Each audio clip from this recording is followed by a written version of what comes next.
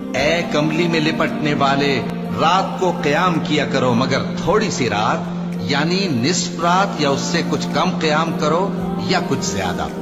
اور قرآن کو اچھی طرح ٹھہر ٹھہر کر پڑھا کرو۔ ہم ان قریب تم پر ایک بھاری فرمان نازل کریں گے، کچھ شک نہیں کہ رات کا اٹھنا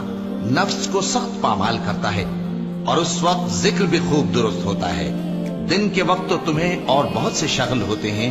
تو اپنے پروردگار کے نام کا ذکر کرو اور ہر طرف سے بے تعلق ہو کر اسی کی طرف متوجہ ہو جاؤ۔ وہی مشرق اور مغرب کا مالک ہے، اس کے سوا کوئی معبود نہیں، تو اسی کو اپنا کارساز بناؤ۔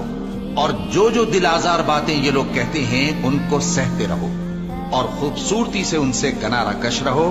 اور مجھے ان جھٹلانے والوں سے جو دولت مند ہیں سمجھ لینے دو، اور ان کو تھوڑی سی مہلت دے دو۔ کچھ شک نہیں کہ ہمارے پاس بیڑیاں ہیں اور بڑی زبردست آگ ہے، اور گلے میں اٹکنے والا کھانا ہے، اور درد دینے والا عذاب ہے۔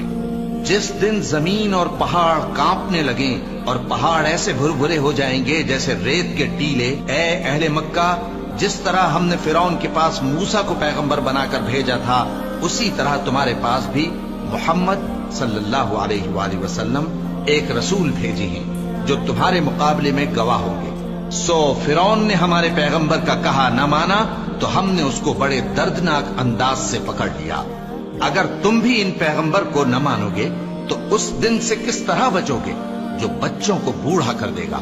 جس سے آسمان پھٹ جائے گا۔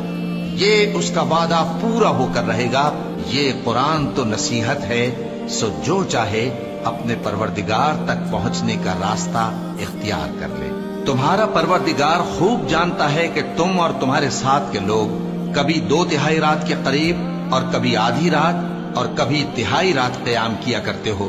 اور اللہ رات اور دن کا اندازہ رکھتا ہے۔ اس نے معلوم کیا کہ تم اس کو نبھا نہ سکو گے،